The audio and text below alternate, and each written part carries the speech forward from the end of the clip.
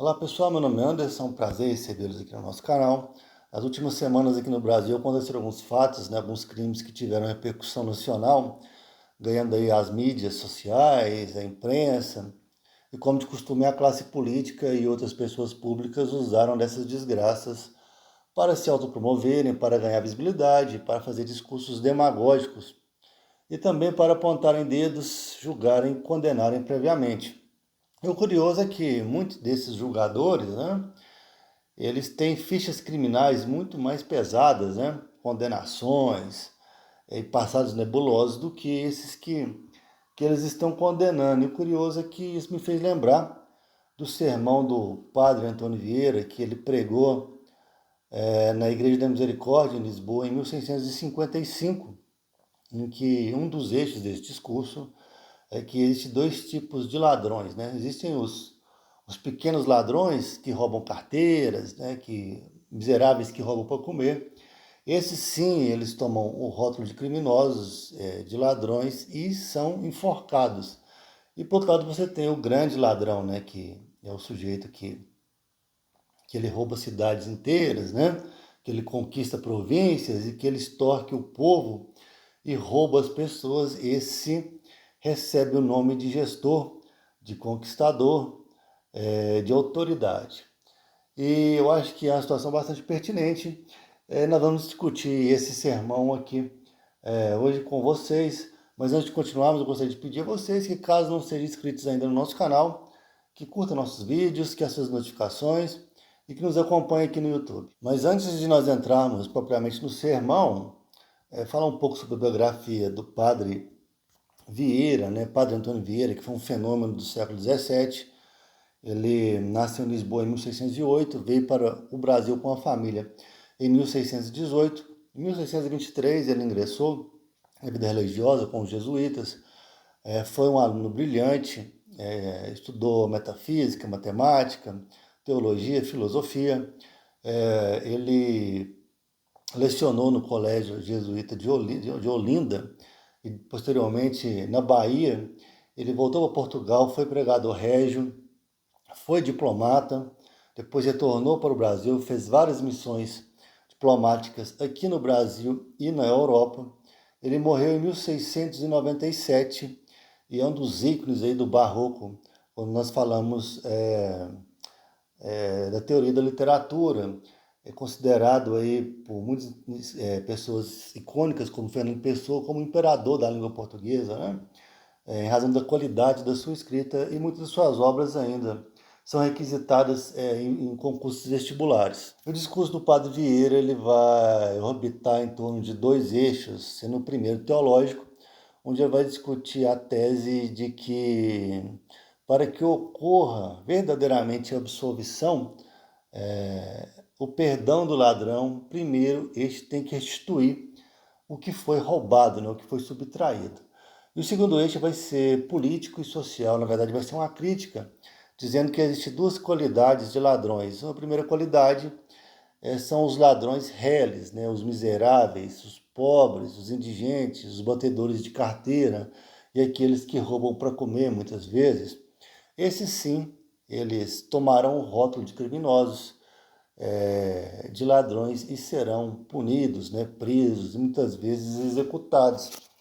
E no segundo caso, uma segunda categoria que é privilegiada, que na verdade são os grandes ladrões que roubam de muita gente de uma vez só, como os gestores, os políticos, os governadores de província, os generais que administram exércitos, esse pessoal que vai extorquir, que vai desviar e que vai enriquecer não só eles, mas os seus superiores hierárquicos também, e cairão em graça, serão rotulados de conquistadores, de pessoas qualificadas e de bem. O Padre Antônio Vieira vai buscar referência no livro de Lucas para construir o eixo teológico do seu discurso. Em duas passagens diferentes, ele vai usar a primeira passagem da crucificação, em que Jesus foi crucificado lá com dois indivíduos, dois malfeitores, dois ladrões. A minha Bíblia, a minha tradução está com malfeitores, mas muitas traduções estão como ladrões.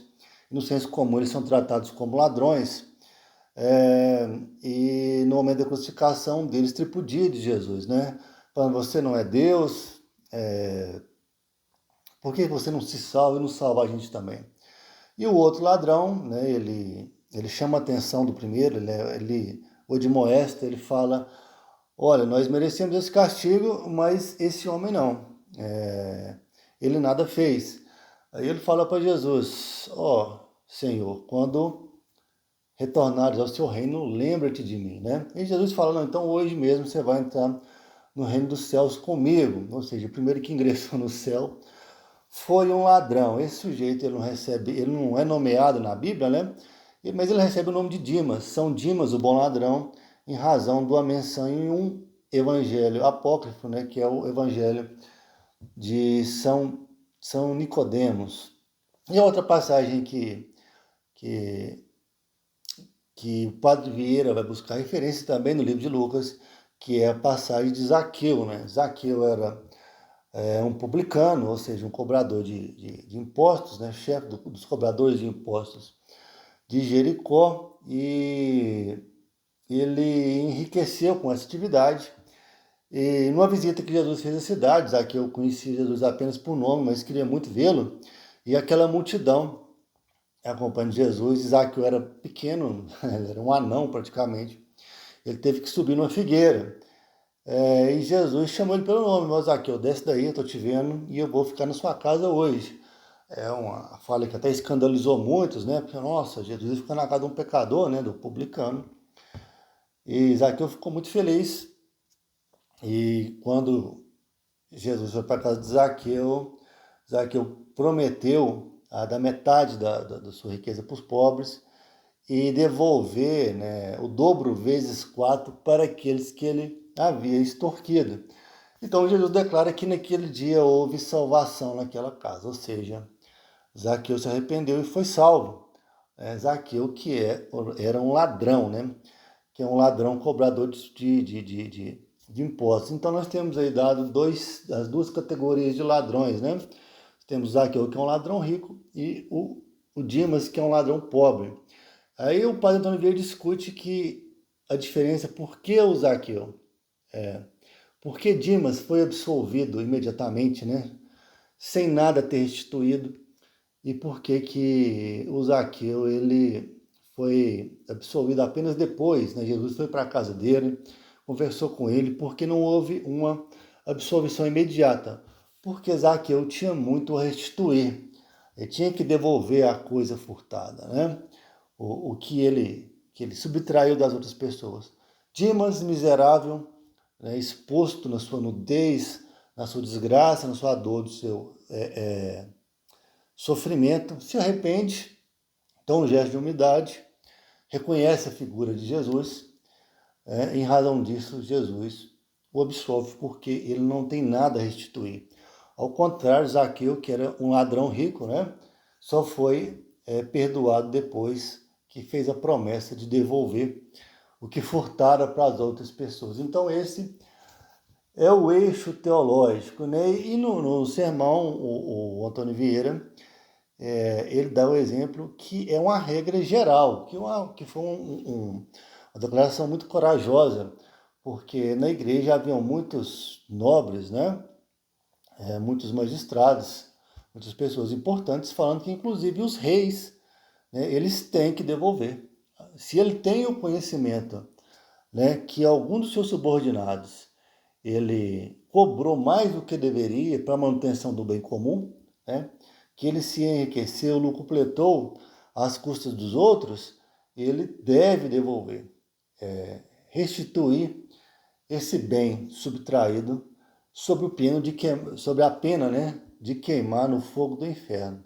Depois que ele debate no espectro teológico a questão da restituição, o Antônio Vieira ele faz uma crítica, né, bastante corajosa, considerando que na igreja havia vários nobres, né, várias autoridades. Ainda fala no início do discurso que aquele sermão deveria ser pregado na Capela Real e não na Igreja da Misericórdia. Mas ele aborda, né, de maneira prática, né, de maneira secular, a questão da justiça, quando ele fala que o ladrão reles, ele sofre as penas da lei. E o ladrão poderoso, ele é glorificado, né? Então roubar pouco é vileza, roubar muito é sinônimo de grandeza. Ele cita, Padre Vieira, ele cita o exemplo de Alexandre o Grande na sua campanha pela Índia.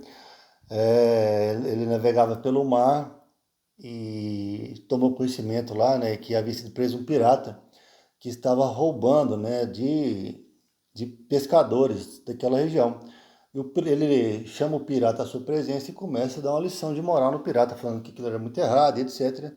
E o pirata, um cidadão corajoso, ele fala para o imperador que a diferença entre os dois é que o pirata ele tomava dos outros a granel, né, em pequenas proporções, usando uma balsa, e o Alexandre roubava nações inteiras, né, usando uma armada. Né? Então os dois praticavam o mesmo crime em proporções diferentes. E essa passagem, inclusive, desse sermão, ela foi utilizada no julgamento do mensalão. Alguns ministros, em seus votos, eles,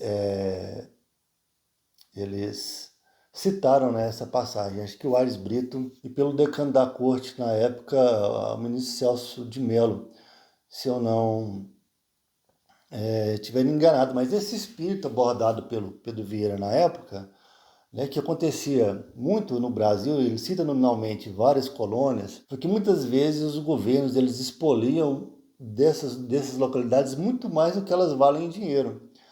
Né, e essa subtração de recursos de patrimônio em larga escala promove nada mais do que a ascensão dos ladrões que a dirigem. Né? Isso acontece até hoje no Brasil.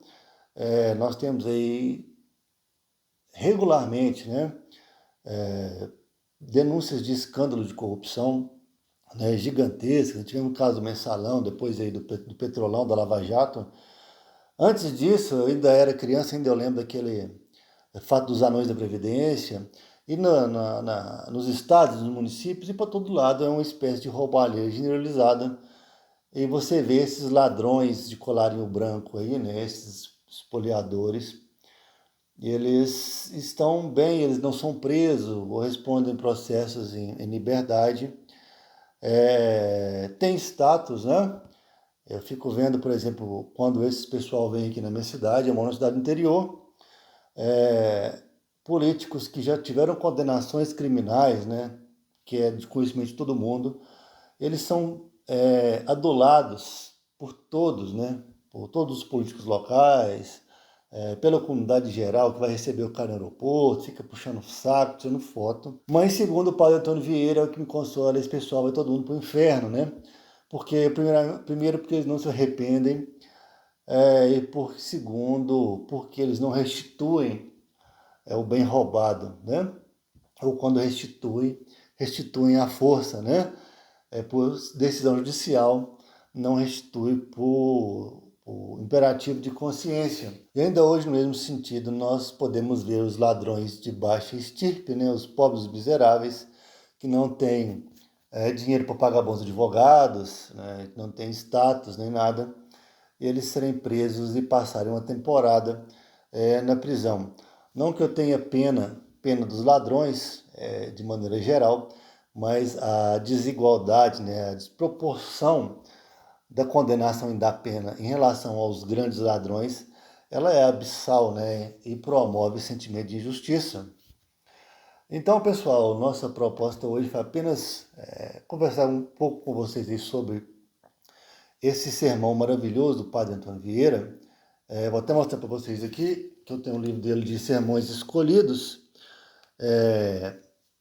que é uma coleção de bolso, que você vai comprar para começar. As obras do Padre Vieira estão no domínio público, né? Você pode baixar gratuitamente da internet, mas um volume desse aqui, por exemplo, você vai pagar R$10 no sebo ou numa loja de livros qualquer. Sermões escolhidos que foram organizados pelo José Verdasca. E por aqui nós encerramos, agradecemos a atenção, espero que os colegas tenham gostado, e caso tiverem gostado, não deixe de deixar o like, né? De nos acompanhar aqui no YouTube, de se inscrever no canal. Então, um abraço e até a próxima.